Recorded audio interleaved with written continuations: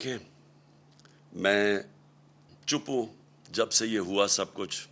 مجھے تو سب پتہ ہے کہ کس نے کیا کیا. میں صرف اور صرف اپنی قوم کے لیے کہ میں چاہتا ہوں میرے ملک کو نقصان نہ پہنچے, میں چپ کر کے بیٹھا ہوں.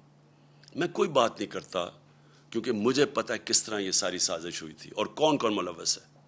میں نے ایک ٹیپ بھی ایک ویڈیو بنائی ہوئی ہے, محفوظ جگہ پہ رکھی ہے کہ اگر مجھے کچھ ہوتا ہے تو وہ بھی پبلک کو پتہ چلے گا کہ کون کون کیریکٹرز نے کیا کیا کیا. یہ جو ملک کو, اس ملک سے جو اتنی بڑی غداری کی ہے وہ کس کس نے کی ہے.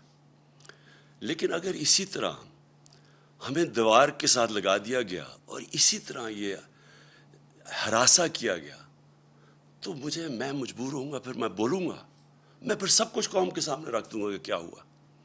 یہ جو لاہور کا, یہ جو اس وقت پنجاب کا الیکشن ہو رہا ہے, جو حرکتیں کی جا رہی ہیں وہاں, پہلے تو مجھے یہ بتائیں کہ اس کا یہ حمزہ شریف یہ 2.25 مہینے سے اس کا فیصلہ کیوں نہیں جلدی ہوا.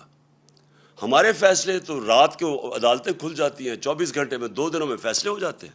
یہ 2 مہینے میں فیصلہ نہیں ہوا کہ کیا یہ ایک آئینی طور پہ وزیر اعلیٰ بن بھی سکتا تھا یا نہیں.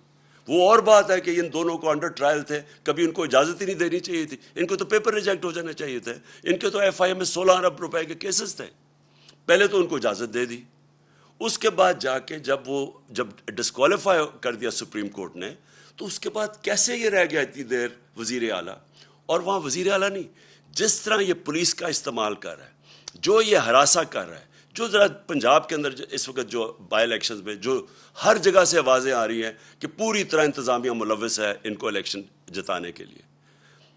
الیکشن کمیشن, کیا یہ طریقہ ہے کہ الیکشن کمیشن کو ساتھ ملا لیں, ایڈمنسٹریشن کو ساتھ ملا لیں؟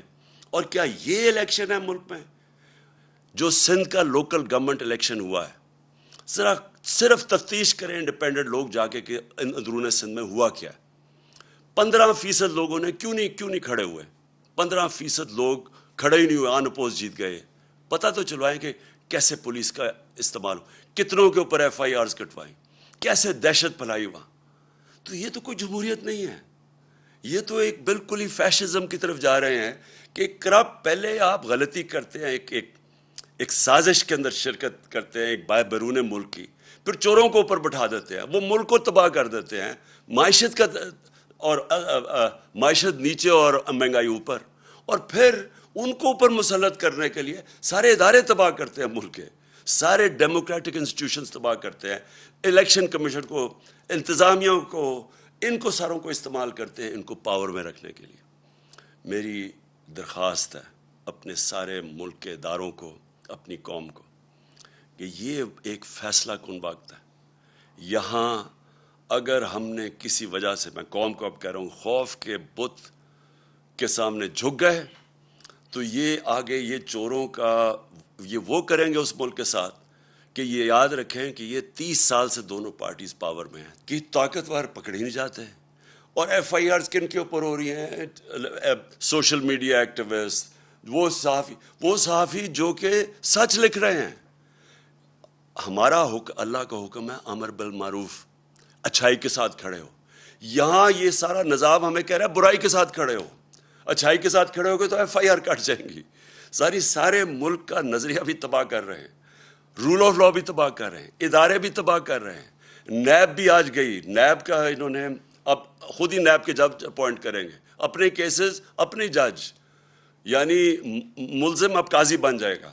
ایف آئی اے تباہ, نیب تباہ, پارلیمنٹ یہ جو ہے, اگر نیشنل اسمبلی میں راجہ ریاض اگر اپوزیشن لیڈر ہیں تو سمجھ رہے ہیں وہ کیا رہ گئی نیشنل اسمبلی کی اہمیت. ادھر پنجاب میں عجیب ہی مذاق ہو رہا ہے, وہ ایک غیر آئینی طور پہ وہ وزیر اعلیٰ بنا ہوا ہے, وہ بھی تباہ. الیکشن کمیشن کے اوپر کسی کو اعتماد نہیں ہے. چیزیں نکلتی آ رہی ہیں کہ کس طرح صرف ان کا ایک مقصد ہے کسی طرح اس سیٹ اپ کو اوپر